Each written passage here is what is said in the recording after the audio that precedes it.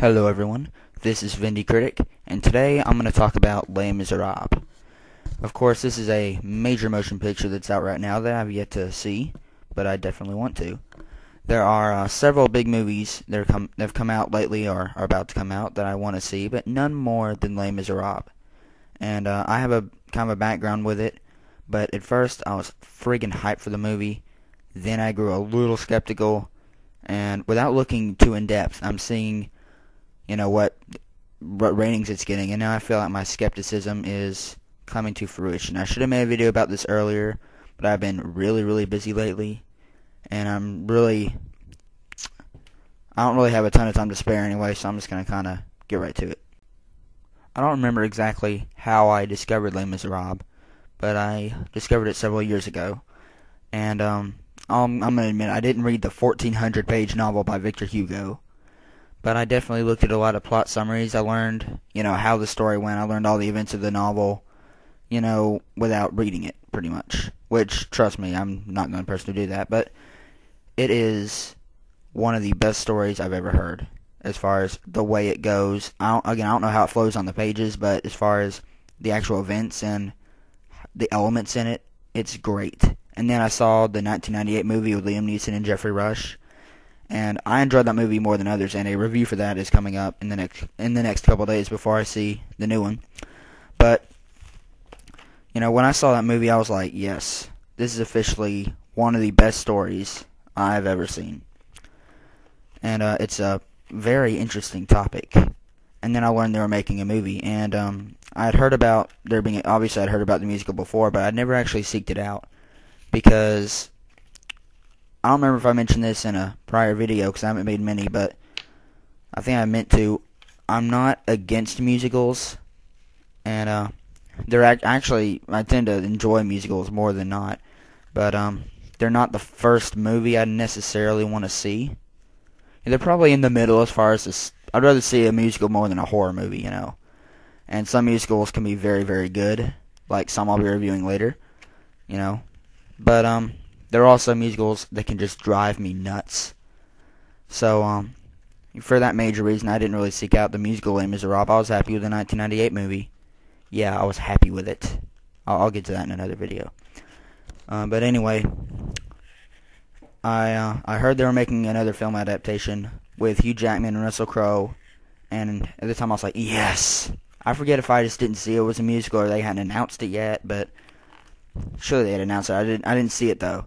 So I spent the next couple months really excited about the brand new Les Mis movie they're making. It's going to be so great. Then I found out it was a musical.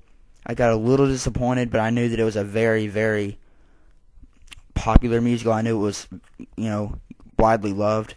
So I thought, hey, maybe this will be good after all. And that's sort of the mentality I held about it for the next several months. And then as it approached, probably around October or so, I finally broke down and I experienced the musical. I saw the 25th anniversary version on YouTube. And by the way, I know the picture does not match. Don't judge me. And I thought it was solid. For someone who's not an open fan. Again, musicals are tricky for me. Usually if I see a musical, I end up thinking, wasn't too bad. And there are even some that I really like. But then there are others that drive me insane. So I'm kind of very random with my views of musicals. But Les Mis, I thought it was pretty solid. There were several songs that I thought were very good. But something bothered me about it, and I wasn't sure what it was. So, mind you, my computer is right in the middle of my room, so I can just, watch it while I'm multitasking or something, have it playing. And finally I realized what was wrong. It is so stage musical, and I didn't think it would be best served in a film. And there are several reasons. I'm going to dive into them. First off, I had heard before, this is, months to a year before I even saw the musical, that it was the most faithful adaptation of the novel. And after seeing it, I agree, but I don't think it was the best it could possibly be, in the way that I'm kind of unorganized because there's a lot of things I want to get out of say, but I'm trying to figure out the best way to say it. Okay. Les Miserables is a very, very in-depth novel. A lot of stuff happens. It's 1,400 pages, trust me. Yeah, a lot of stuff happens. And for the most part, the musical showed what happened, but mind you, it showed 1,400 pages of a novel in about, I'd say, little less than 2.5 hours. Which, if you can imagine, it moved extremely fast. It just blazed through the thing. And it was like, I kind of figured this the second time. By the third time, I knew. They went way too friggin' fast. They needed to slow down and develop the characters.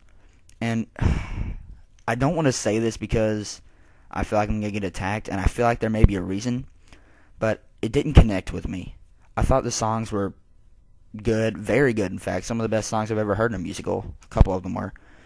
But it's like with Fantine. And then maybe I'm just being biased. I didn't read the book, so maybe in comparison to the book it's good. But in the 1998 version, Fantine it felt to me like she was there a lot longer. You could connect with her.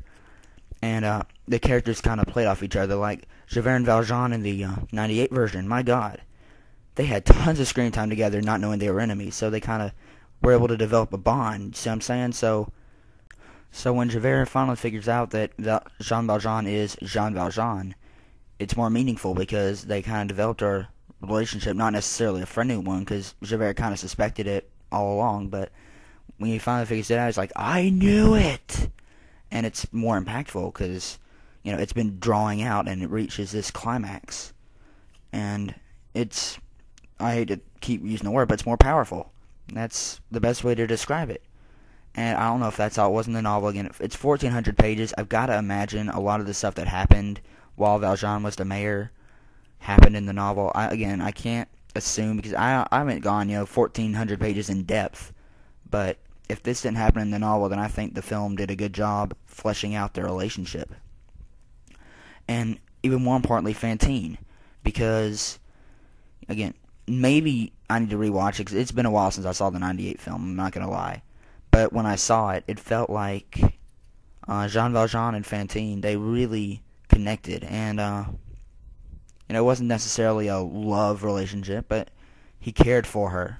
And they developed a bond over time. Not extremely long time, but it's still time movie-wise. You saw their relationship sort of grow. So when he agrees to take care of her daughter, it's more, realistic, I guess, and it means more to you. But in the musical, it was like, I'm Fantine. I get kicked out. I dreamed a dream. I have one song where I'm a prostitute. I see Jean Valjean. He agrees to help me.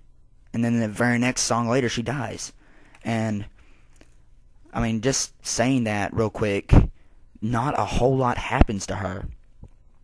And it's like Valjean has, one song with her directly, and then another just with him and Javert about her.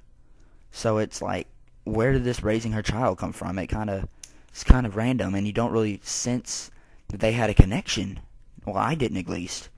It was just like they didn't have enough time together to develop one. And the exact same thing can be said about Valjean and Javert while Valjean's posing as the mayor, where they had one song together, and then all of a sudden Valjean's discovered and Javert's chasing after him. I didn't sense the true bitterness that Javert had towards him and his determination to catch him. It just didn't hit me. And it's faithful to the book in the way that it shows all the characters, but I'll get into that later when I review the 98 version. But it has all the characters. The songs are pretty good, yes, but the emotions aren't there. And the musical, it's all music. It's pretty much like an opera. And it just moves so fast because you don't have time to flesh out the characters. The play, in the right way, should have been about 5, maybe even 6 hours long to truly have that, those relationships stem. And does that mean... I know a 6-hour-long play would not work. Well, I don't think it would. I think Cats is actually longer, but I'm not sure if it would work or not. I'm not big on stage stuff in that sense. But I'm not sure it would work or not, but even if it would, it'd drag pretty bad, I'd imagine, just because it's a music. I don't know. I don't know if it would drag or not. Again, there's a lot going through my mind about this. But they would really have to make it about 6 hours long, I'd imagine, with the way they were going with it, with the music, to truly convey the emotions.